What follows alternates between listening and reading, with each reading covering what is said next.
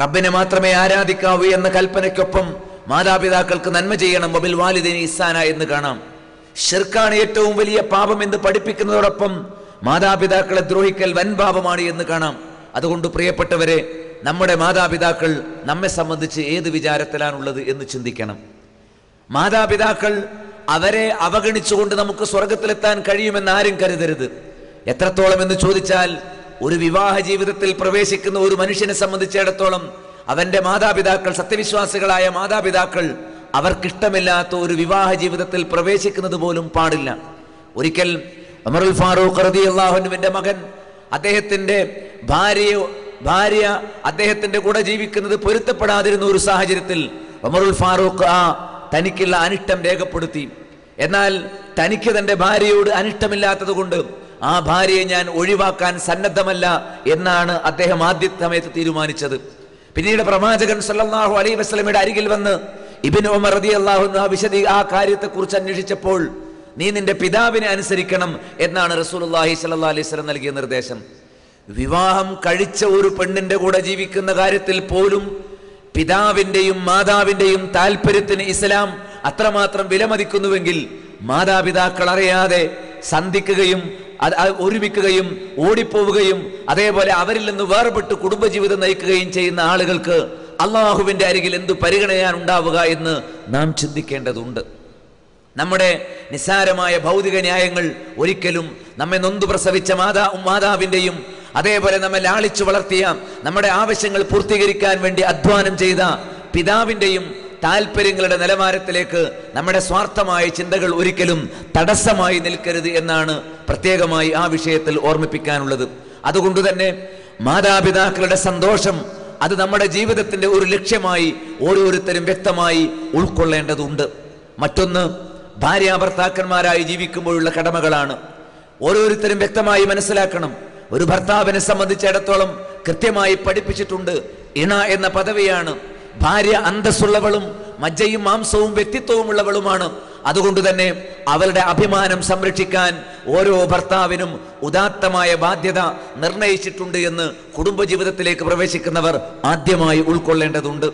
പ്രവാചകൻ സല്ലല്ലാഹു അലൈഹി വസല്ലം കൃത്യമായി പറഞ്ഞു. അൻജശ റളിയല്ലാഹു അൻഹ പ്രവാചകന്റെ പത്നിമാരെ വാഹനത്തിൽ ഒട്ടകക്കട്ടിലിൽ കയറ്റി തന്റെ ഭാര്യമാരെ കൊണ്ടുപോകുമ്പോൾ ഒരൽപ്പം വേഗതയിൽ തെളിക്കുകയുണ്ടായി. അൻജശയോട് പ്രവാചകൻ പറഞ്ഞു, വേഗത കുറയ്ക്കുക. കാരണം എന്താ? ഇന്നഹുന്ന ഖവാരീർ, അവർ പളുങ്കുപാത്രങ്ങളാണ്. നോക്കൂ, ഒരു ഭാര്യയെ സംബന്ധിച്ച് ഇതിനേക്കാൾ മനോഹരമായ ഏതൊരു ഉപമയാണ് പറയുക? നിങ്ങളുടെ പത്നിമാർ, നിങ്ങളുടെ ഇണകൾ പളുങ്കുപാത്രങ്ങളാണ്. പളുങ്കുപാത്രങ്ങൾ നമ്മൾ എവിടെയെങ്കിലും ഉപേക്ഷിച്ചു പോവുകയില്ല. അത് കൊണ്ടുപോകുമ്പോൾ അതിന് പ്രത്യേകമായി പരിഗണനയും ശ്രദ്ധയും ഉണ്ടാകും. അതൊരു ഉയരത്തിൽ അറ്റത്ത് വെക്കാൻ പറ്റുകയില്ല. വളരെ ശ്രദ്ധിക്കണം. കരുതലോടുകൂടി തിളക്കമുള്ള സുന്ദരമായ, നിങ്ങൾക്ക് സന്തോഷം പകരുന്ന, നിങ്ങൾക്ക് സമാധാനം പകരുന്ന നിങ്ങളുടെ ഇണകളെ, പളുങ്കുപാത്രങ്ങളെ ശ്രദ്ധിക്കുന്ന രൂപത്തിൽ നന്നായി കൈകാര്യം ചെയ്യണമെന്നും പരിഗണിക്കണമെന്നും കൃത്യമായി പഠിപ്പിച്ചത് കാണാൻ സാധിക്കും.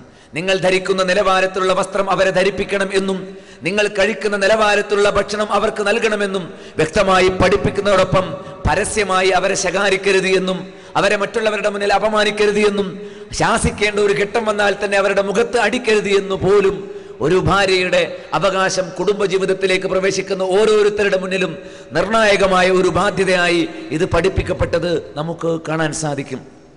അവരുടെ അഭിമാനവും അവരുടെ ജീവിതവും തനിക്ക് വേണ്ടി എല്ലാം സമർപ്പിക്കുന്നവൾക്കുള്ള പരിഗണനയും അങ്ങേയറ്റ മരണം വരെ കാത്തു സൂക്ഷിക്കാൻ ഓരോ ഭർത്താവിനും ബാധ്യതയുണ്ട് എന്ന് കാണാം. അതോടൊപ്പം ഒരു ഭാര്യയെ സംബന്ധിച്ചിടത്തോളം തന്റെ മാതാപിതാക്കൾക്കു മുമ്പേ തന്റെ ഭർത്താവിനെ പരിഗണിക്കേണ്ടതുണ്ട്. ഭർത്താവിനോടുള്ള കടമകളിൽ ഏറ്റവും പ്രധാനമായി നിൽക്കുന്നത് അദ്ദേഹത്തെ അനുസരിക്കുക എന്നുള്ളത് തന്നെയാണ്. തുതിയൂഹു ഇദാ അമർ, കൽപ്പന വരുമ്പോൾ അനുസരിക്കണം. ഏത് വിഷയത്തിൽ? ഇസ്ലാം വിലക്കിയിട്ടില്ലാത്ത ഏത് വിഷയത്തിലും ഭർത്താവിനെ അങ്ങേയറ്റം പരിഗണിക്കാനും കലവറയില്ലാതെ അനുസരിക്കാനും അദ്ദേഹത്തെ സന്തോഷിപ്പിക്കുക എന്നതാണ് സർവശക്തനായ അള്ളാഹു തനിക്ക് നൽകിയിരിക്കുന്ന ഏറ്റവും നിർണായകമായ ഒരു നിർദ്ദേശമെന്ന് ഓരോ പത്നിയും കുടുംബജീവിതത്തിലേക്ക് പ്രവേശിക്കുന്ന ഓരോ പെൺകുട്ടിയും ശരിയായി ഉൾക്കൊള്ളേണ്ടതുണ്ട് എന്ന് കാണാൻ സാധിക്കും. പ്രത്യേകമായും അദ്ദേഹത്തിന്റെ സ്വത്തും തന്റെ ചാരിത്രവും അദ്ദേഹത്തിന്റെ അഭാവത്തിൽ പോലും പ്രത്യേകമായി കാത്തു സൂക്ഷിക്കണം. തന്റെ സൗന്ദര്യം അത് തന്റെ ഭർത്താവിന് ആസ്വദിക്കാനുള്ളതാണ്. അതുകൊണ്ട് തന്നെ അന്യന്മാർക്ക്, കൂടെ പഠിച്ചവർക്ക് കല്യാണ വീടുകളിലും അങ്ങാടികളിലും അതേപോലെ തന്നെ വാഹനങ്ങളിലും മാർക്കറ്റുകളിലും ഒക്കെയുള്ള അന്യരായ ആളുകൾക്ക് ആസ്വദിക്കാൻ വേണ്ടി ആ രൂപത്തിൽ ഒരുങ്ങിച്ചമയേണ്ടവൾ അല്ല. തന്റെ ഭർത്താവിന്റെ മുന്നിലാണ് ഒരുങ്ങേണ്ടത്, ഭർത്താവിനോടാണ് കുണുങ്ങി സംസാരിക്കേണ്ടത്, അദ്ദേഹത്തിനെയാണ് സന്തോഷിപ്പിക്കേണ്ടത്, അദ്ദേഹത്തിന്റെ മുന്നിലാണ് കൊഞ്ചിക്കുഴയേണ്ടത്. ഇത് വളരെ വ്യക്തമായി തന്റെ ഭർത്താവിനെ അങ്ങേയറ്റം സന്തോഷിപ്പിക്കുവാൻ ഒരു ഭാര്യയെ സംബന്ധിച്ചിടത്തോളം അവർക്ക് നിർദ്ദേശമുണ്ട്. അദ്ദേഹത്തെ അനുസരിക്കുവാനും നിർദ്ദേശമുണ്ട്. തന്റെ ചാരിത്രവും അദ്ദേഹത്തിന്റെ സ്വത്തും പ്രത്യേകിച്ച് അദ്ദേഹം സ്ഥലത്തില്ലാത്ത സമയത്ത് അത് അമാനത്തായി സൂക്ഷിക്കണം എന്ന് വ്യക്തമായി പഠിപ്പിക്കപ്പെട്ടിട്ടുണ്ട്.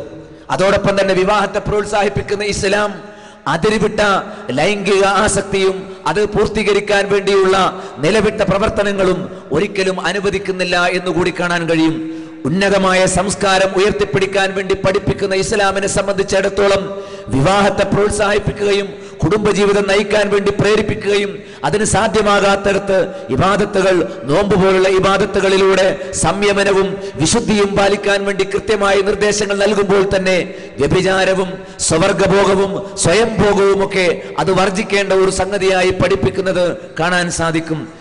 നിങ്ങൾ അതിര് കവിയുന്ന പക്ഷം, അവർ ഇതല്ലാത്ത പഠിപ്പിക്കപ്പെട്ടതല്ലാത്ത മറ്റൊരു വഴിയെ നിങ്ങളുടെ ആഗ്രഹപൂർത്തിക്ക് വേണ്ടി നിങ്ങൾ തേടുന്ന പക്ഷം അവർ അതിരുവിട്ടവരാണ് എന്ന വിശുദ്ധ ഖുർആനിന്റെ ആ നിർദ്ദേശത്തെ കുറിച്ച് നാം ഓർക്കേണ്ടതുണ്ട്. നമ്മുടെ ജീവിതത്തിന്റെ ഓരോ പ്രവർത്തനവും ഇത് റബ്ബിന്റെ അനുവാദമുള്ളതാണോ അതല്ല റബ്ബിന് വെറുപ്പുള്ളതാണോ എന്ന് ചിന്തിച്ചുകൊണ്ടല്ലാതെ ഒരിക്കലും കടന്നു പോകാൻ പാടില്ല. മൊബൈൽ ഫോണുകളിലൂടെ, ഇന്റർനെറ്റിലൂടെ, ലാപ്ടോപ്പുകളിൽ, കമ്പ്യൂട്ടറുകളിൽ, അതേപോലെ മറ്റ് സംവിധാനങ്ങളിൽ, അതേപോലെ തന്നെ ചാനലുകളിൽ, അതേപോലെ തന്നെ തിയേറ്ററുകളിൽ അങ്ങനെ അശ്ലീലം ആസ്വദിക്കുവാനും അതേപോലെ തന്നെ ഹറാമുകൾ ആസ്വദിക്കുവാനുമുള്ള പ്രേരണയും സൗകര്യവും ഉണ്ടാകുമ്പോൾ ഇതാ നമ്മുടെ കണ്ണിന്റെ വ്യഭിചാരവും കാതിന്റെ വ്യഭിചാരവും അടക്കം റബ്ബിന്റെ അരികിൽ പ്രത്യേകമായി വിലയിരുത്തപ്പെടുമെന്നും നാം അധർമ്മിയായി പോകാനും പിശാചിന് നമ്മെ കീഴ്പ്പെടുത്താനും ഇത്തരം വ്യഭിചാരത്തിലേക്ക് നയിക്കപ്പെടുന്ന കാരണങ്ങൾ അത് നിമിത്തമായി തീരും എന്നും ഓരോരുത്തരും ഉൾക്കൊള്ളേണ്ടതാണ്. എത്രത്തോളം എന്ന് ചോദിച്ചാൽ സ്ത്രീ പുരുഷന്മാർ തമ്മിൽ ഇടപഴകുന്ന വിഷയത്തിൽ പോലും കൃത്യമായ നിർദ്ദേശം, ഒരിക്കലും ഒരു അന്യ ആണും ഒരു അന്യ പെണ്ണും ഒറ്റപ്പെടുന്ന സാഹചര്യം ഒരിക്കലും ഉണ്ടാകരുത്.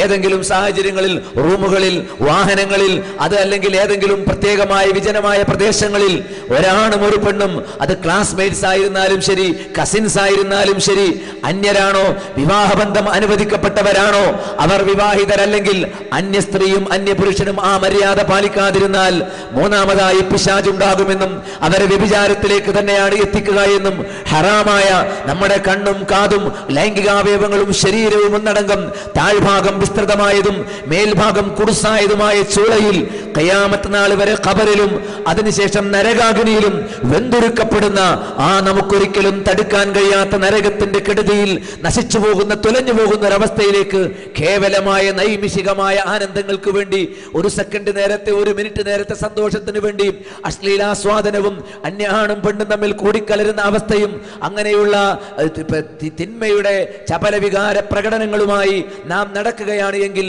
എത്രമാത്രം അപകടകരമായിരിക്കുമെന്ന് കരുതണം.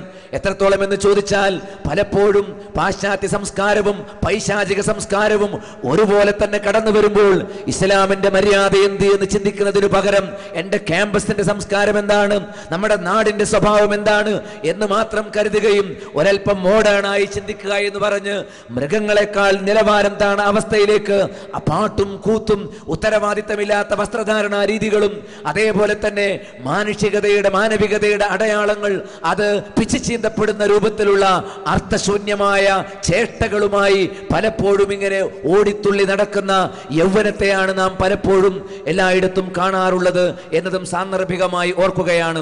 അതുകൊണ്ട് തന്നെ നാം നന്നായി ശ്രദ്ധിക്കണം. ഒരന്യ ആണ് ഒരു അന്യ പെണ്ണിന് കൈ കൊടുക്കുന്നത് പോലും ഇസ്ലാം അനുവദിച്ചിട്ടില്ല. ഒരു അന്യ സ്ത്രീയെ തൊടാൻ ഒരാൾ ആഗ്രഹിക്കുന്നുവെങ്കിൽ, തൊടുന്നുവെങ്കിൽ അവൻ അതിനേക്കാൾ ഇഷ്ടപ്പെടുക ഒരാണി കൊണ്ട്, ഒരു മുള്ളുകൊണ്ട് അവന്റെ തലയിൽ തറച്ചു കളയുന്നതായിരുന്നു എന്ന് പ്രവാചകൻ സല്ലല്ലാഹു അലൈഹി വസല്ലം പഠിപ്പിക്കണമെങ്കിൽ അന്യ ആണും അന്യ പെണ്ണും അവസാനം വ്യഭിചാരത്തിലേക്ക് എത്താൻ കാരണമാകുന്ന പിശാച് അവരിൽ ഉണ്ടാക്കാൻ ശ്രമിക്കുന്ന വ്യത്യസ്തമായ അടുപ്പങ്ങൾ എന്തിന്റെ പേരിലാണ് എങ്കിലും വളരെ കരുതലോടുകൂടി നാളെ ഒറ്റയ്ക്ക് റബ്ബിന്റെ കോടതിയിൽ ഹാജരാവുകയും അവന്റെ വിചാരണ നേരിടുകയും ചെയ്യേണ്ട ഘട്ടത്തെക്കുറിച്ച് ചിന്തിക്കാൻ പ്രിയപ്പെട്ടവരെ നമുക്ക് ഓരോരുത്തർക്കും സാധിക്കേണ്ടതുണ്ട്. പ്രത്യേകിച്ചും ഈ ചപലമായ പ്രായത്തിൽ നോവലുകളും സീരിയലുകളും സിനിമകളും നൽകുന്ന സന്ദേശം അനുസരിച്ചുകൊണ്ട് സുന്ദരന്മാരും സുന്ദരിമാരും അങ്ങനെ ചെറുപ്പക്കാരായ